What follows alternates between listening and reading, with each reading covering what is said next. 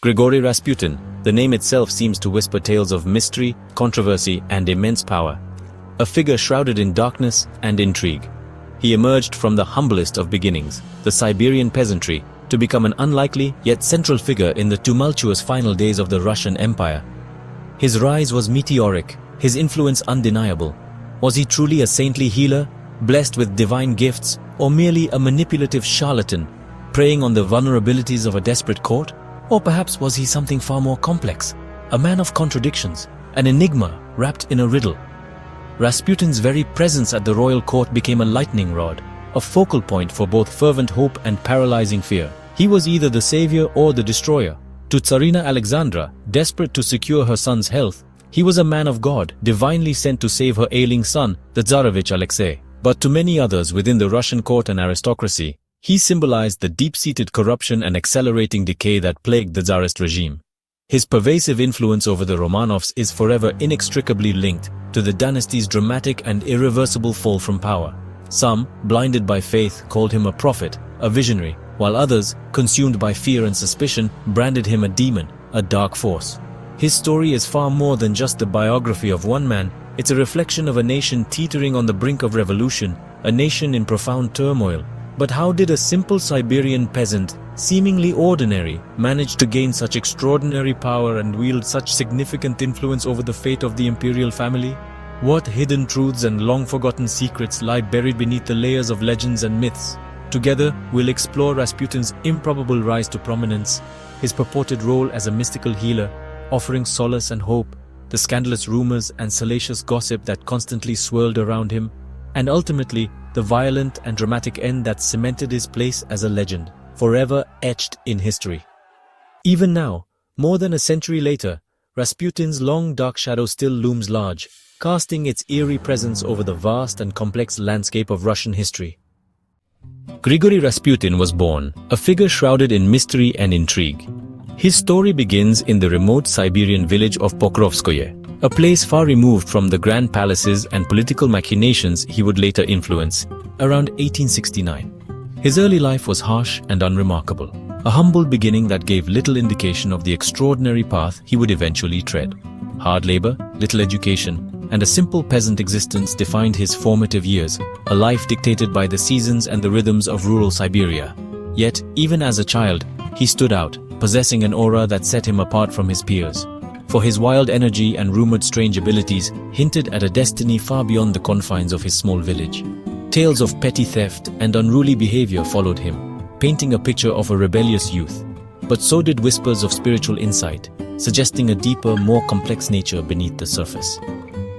Rasputin married young and started a family, seemingly settling into the traditional life expected of him.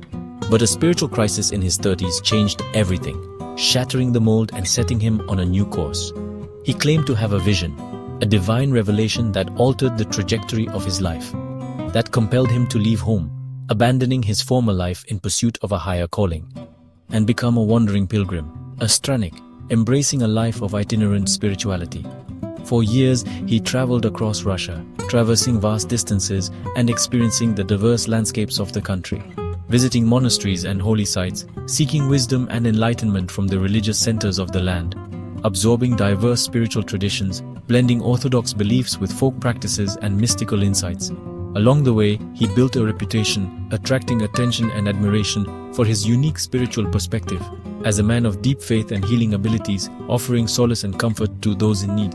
His intense gaze and charismatic presence captivated those he encountered, drew followers wherever he went, eager to hear his teachings and experience his spiritual power. By the time he reached St. Petersburg, the glittering capital of the Russian Empire, Rasputin was no longer just a peasant. He had transformed into something more. He was a mystic who commanded attention, a figure of intrigue and influence. His journey from obscurity to notoriety had begun, propelling him into the heart of Russian society. The seeds of legend were sown, taking root in the fertile ground of public imagination. In the frozen soil of Siberia, a remarkable story had begun. Rasputin's transformation, a metamorphosis from humble origins to spiritual prominence. From farmer to spiritual figure, a journey marked by faith, vision, and unwavering conviction, would soon shake the Russian Empire, challenging the established order and captivating the nation. His restless search for meaning, a quest that drove him across the Russian landscape, set him on a collision course with history, placing him at the center of a tumultuous era. The world was about to meet, to witness the rise of a controversial and enigmatic figure, the man behind the myth, Grigori Rasputin. In the opening years of the 20th century, as Russia stood on the precipice of immense social and political change, a figure of immense controversy emerged from the depths of Siberia. Grigori Rasputin arrived in St. Petersburg in the early 1900s, a city of opulence and intrigue, a place where the glittering facade of imperial power masked deep-seated anxieties and inequalities. His rustic appearance, unkempt beard, and intense spiritual fervor made him an oddity, a stark contrast to the refined sensibilities of the Russian aristocracy, but also a source of fascination for high society. Influential women, yearning for spiritual guidance, and even some church leaders, seeking to understand his unique brand of faith, were drawn to his charisma and supposed holiness. It wasn't long before word of Rasputin's abilities reached the highest echelons of power. In 1905, Rasputin was formally introduced to Tsar Nicholas II and Tsarina Alexandra. The royal couple, deeply religious, traditional, and increasingly isolated from their people, faced a secret agony, a burden they carried in the shadows of their gilded cage. That agony was their only son, Alexei, the heir to the throne, who suffered from hemophilia, a debilitating and life-threatening genetic disorder.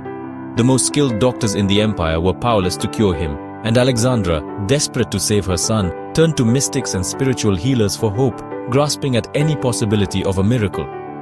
In this climate of despair and uncertainty, Rasputin's arrival at the court seemed providential, a divine intervention in their time of greatest need.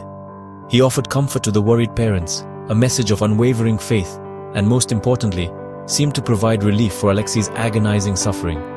During the boy's frightening bleeding episodes, Rasputin would be summoned to pray at his bedside, offering fervent and impassioned pleas for divine intervention. And sometimes, seemingly miraculously, Alexei's condition improved, the bleeding subsided, and the young prince rallied. Alexandra, witnessing these apparent recoveries, became utterly convinced that Rasputin was sent by God, a holy man chosen to protect and save her precious son.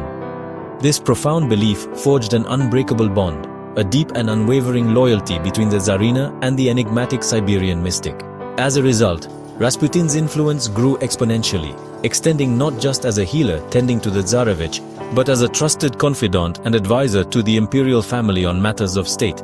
His increasingly prominent presence at court became a symbol of hope and divine favor for some, a sign that God was watching over Russia and its rulers. But for others, particularly within the aristocracy, it was a sign of impending doom, a dangerous and destabilizing influence that threatened the very foundations of the empire. The fate of the Romanov dynasty and the destiny of Grigori Rasputin became inextricably linked, bound together by faith, fear, and the looming specter of revolution. His improbable rise from obscure peasant origins to palace insider was now complete, a testament to his charisma, his perceived healing powers, and the desperation of a ruling family on the brink. But with such immense power came the inevitable accumulation of enemies, and the proliferation of scandalous rumors that would soon spiral wildly out of control, threatening to consume everything in their path. The seeds of tragedy, watered by fear and whispered conspiracies, were now irrevocably sown, setting the stage for a dramatic and devastating downfall. Rasputin's reputation as a healer centered on his mysterious ability to help Alexei. When the Tsarevich suffered agonizing bleeding, doctors failed. Rasputin prayed, and the boy often recovered. Was it hypnosis, faith, or luck? Some say his calming presence lowered Alexei's blood pressure, easing the bleeding. Others believe Rasputin's distrust of medicine led to stopping aspirin, a blood thinner, allowing natural healing. Whatever the reason, Alexandra's faith in Rasputin became absolute. She called him "our friend" and believed his presence alone protected her son. Criticism of Rasputin was seen as an attack on her family and God's will. This devotion gave Rasputin extraordinary access to the royal family. He became a regular at the palace, a confidant to Alexandra, and a symbol of hope. But his growing influence blurred the line between personal healer and political power. The perception that Rasputin controlled the throne would have dire consequences. His role as the Tsarevich's savior made him indispensable and dangerous. The healer's shadow grew ever darker. Rasputin's mystique went beyond healing. He was seen as a prophet and spiritual elder, His wild appearance and hypnotic eyes fueled rumors of supernatural powers. Stories spread that he could predict droughts, harvests, and even the fate of the Romanovs. His most famous prophecy: if he was killed by nobles, the royal family would soon fall. Whether these predictions were real or invented after the fact, they cemented his legend. Alexandra relied on his spiritual advice, believing his words came from God. Rasputin encouraged faith, humility, and trust in divine guidance. His simple, direct counsel contrasted with the scheming of court officials. Was he truly gifted, or just a master of reading people and situations? The ambiguity only deepened his mystique. Rasputin's aura of prophecy made him both revered and feared. The line between holy man and manipulator blurred with every whispered prediction. Outside the palace, Rasputin's reputation was far darker. Rumors of drunkenness, debauchery, and sexual misconduct spread like wildfire. Tales of wild parties and seductions scandalized St. Petersburg society. Critics accused him of corrupting the monarchy and wielding dangerous political influence. Ministers were said to rise and fall at his whim, fueling chaos in government. Whether true or exaggerated, these stories eroded public trust in the Tsar and Tsarina. Rasputin became a symbol of everything wrong with the regime. A mad monk leading Russia to disaster. His enemies painted him as the dark force behind the throne. The legend of Rasputin the sinner overshadowed any claims of sainthood. As World War I ravaged Russia, Rasputin became the nation's scapegoat. His influence over the Tsarina and rumors of German plots fueled outrage. The monarchy's authority crumbled as conspiracies to eliminate Rasputin multiplied. Warnings to the Tsar and Tsarina were ignored. Alexandra's devotion was unshakable. Previous assassination attempts failed, but the threat only grew. By late 1916, a determined group of aristocrats resolved to end Rasputin's life. The stage was set for one of history's most infamous murders.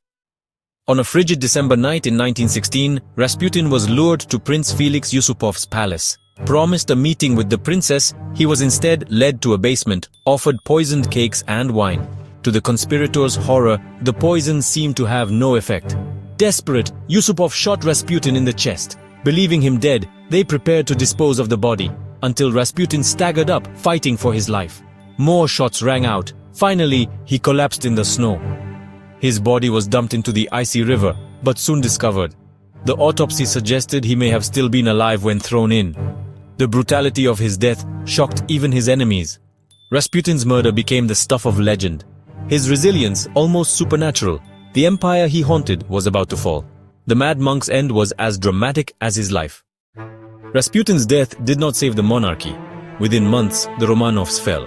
The problems facing Russia ran deeper than one man's influence. Rasputin's life remains a riddle: holy man, charlatan, or both. His story is a drama of faith, power, scandal, and murder. Historians still debate the truth, but his legend endures. Rasputin's image, mystic, manipulator, martyr, haunts books, films, and popular imagination. He symbolizes the chaos and superstition of a dying empire. His tale warns of the dangers of unchecked influence and rumor. The shadow of Rasputin lingers, a reminder of how myth and history entwine. If you enjoyed this journey, like and subscribe for more historical deep dives.